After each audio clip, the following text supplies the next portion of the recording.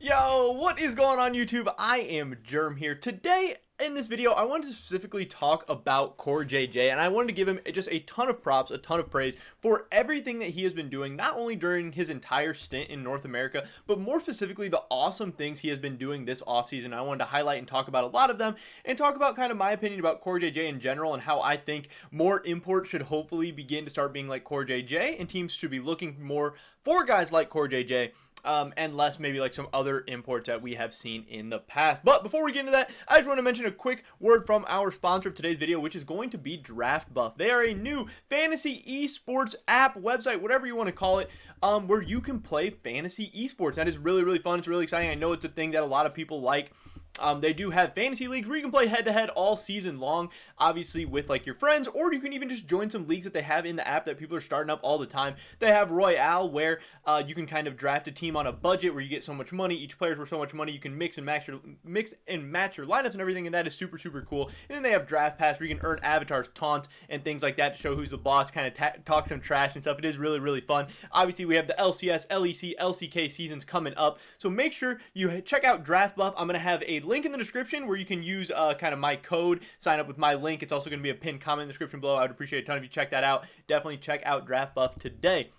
With that being said, again, talking about Corejj today and just the awesome things he has been doing this offseason. So I'm sure you guys have seen, I'm sure you guys have heard, obviously Corejj's in-houses are all over the place, and they are just awesome for the League of Legends community, specifically for the North American community, where we need to start kind of coming up with new ways to develop talent, to build personalities, to build the future players of our league. We've seen this offseason, we've lost a lot of those old guys.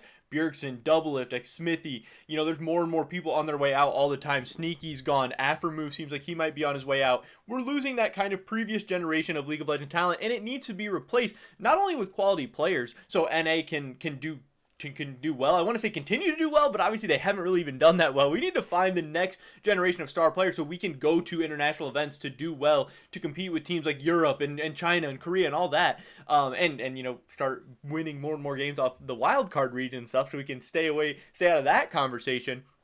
But then also, we need new personalities, because at the end of the day, the LCS, Professional League of Legends, whatever, it is entertainment.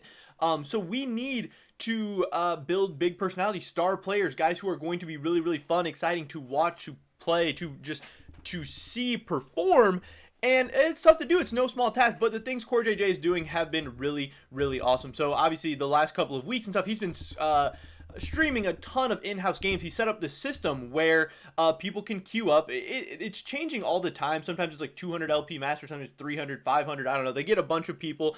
Sometimes it's a certain amount of professional players, a certain amount of academy players, a certain amount of amateur scene players, and they all just play games together. And Corejj has been absolutely popping off in these. He has an insane win rate. I want to say it's close to like an 85 and 90% win rate or something crazy.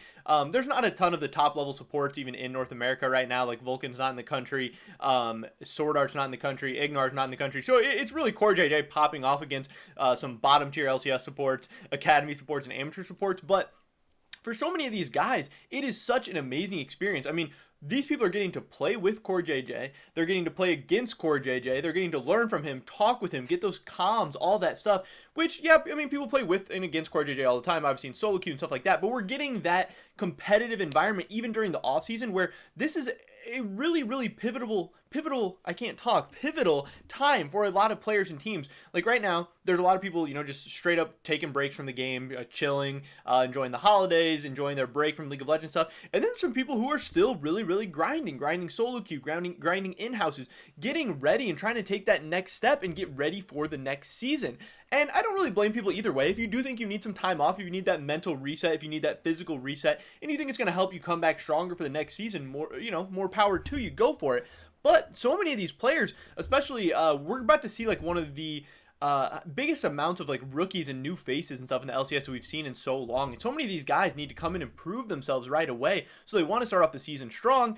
And then also new players coming into academy, new players in the amateur scene trying to break into academy or the LCS. They really need to take this time to be grinding, trying to take their game to the next level. And what better opportunity than to get to play alongside some other professionals, other academy players, other amateur players trying to do the same as you in a competitive environment with comms, with drafts, with coaches, with all eyes on you.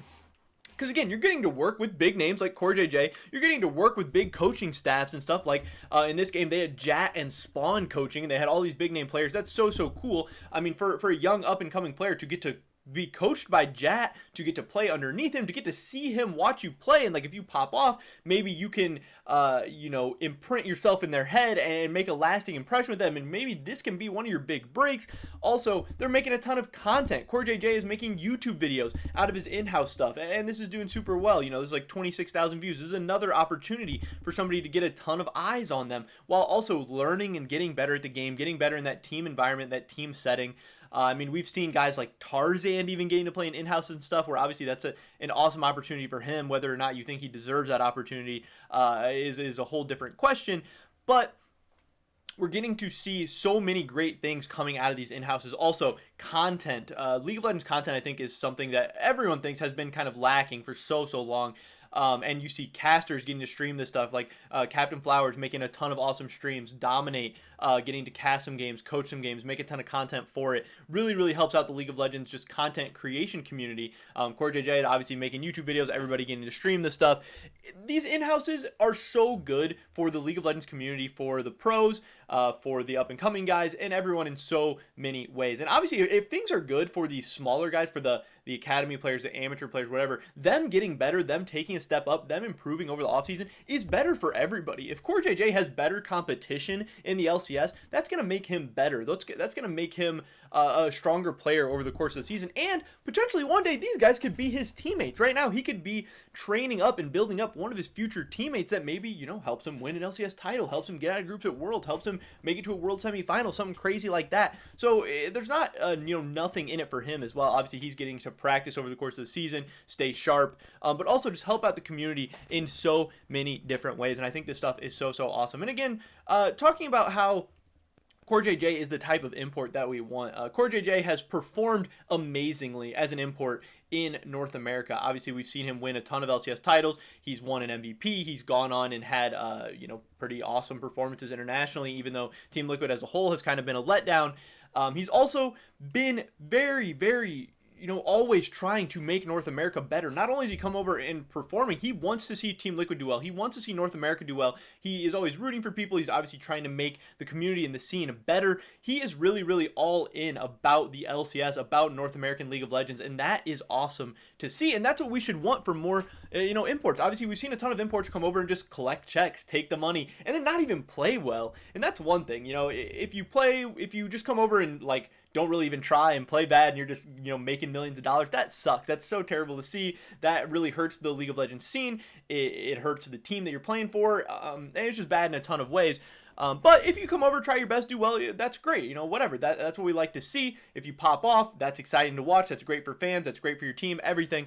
And Corejj has done that, but then also this extra stuff that he's doing, helping building up the community, help building up the younger players, the less experienced players, the lower level players. This is something that the LCS has needed for a long time, and we've heard some stories on Twitter and stuff. I think it was Hotshot GG talking about how he tried setting up a system like this of in-houses and stuff before, but Riot never gave approval for it or whatever. And maybe now Riot's coming around on it. Maybe they've heard enough about how good this stuff could be, and maybe they've seen the light. So maybe this isn't a totally original idea by Corejj or anything like that, but it is great to see that finally someone has been able to get this done.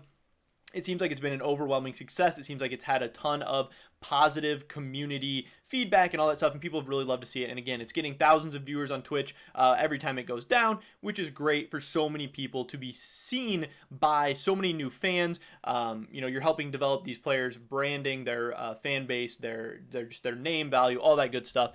And just giving us a ton of awesome competitive League of Legends content at a time where we're in a lull in this offseason, where we're hoping where we just need some content and stuff, because we're still like a couple weeks away from this LCS lock-in tournament even kicking off. So this has been awesome in so many ways. And again, Corejj is trying to save North America as a player and as like an infrastructure talent developer, whatever you want to call it. He's doing a ton of awesome things. And Team Liquid is headed into this split as a favorite to win the LCS title. They have an amazing team. They're absolutely loaded in talent. And I hope this is a year that Corejj and Team Liquid can actually get some stuff done internationally.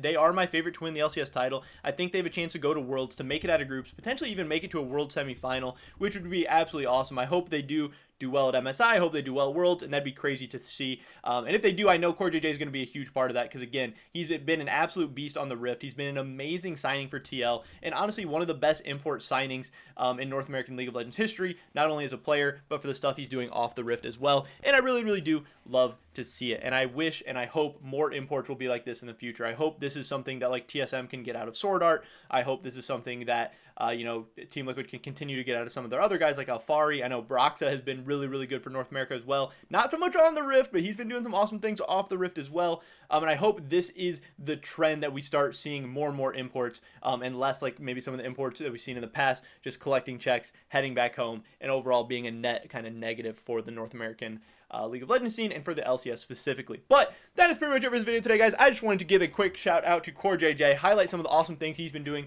this offseason, and talk about how great I think he has been for the North American League of Legends scene. If you enjoyed this video, make sure you drop a like, leave a comment down below, let me know what you think about anything I talked about in this video. I'd love to hear your guys' thoughts and opinions. Subscribe to down on my latest content. Check me out over at Twitch, twitch.tv/I_am_germ. Hopefully I catch you guys in the next one. But until then, peace.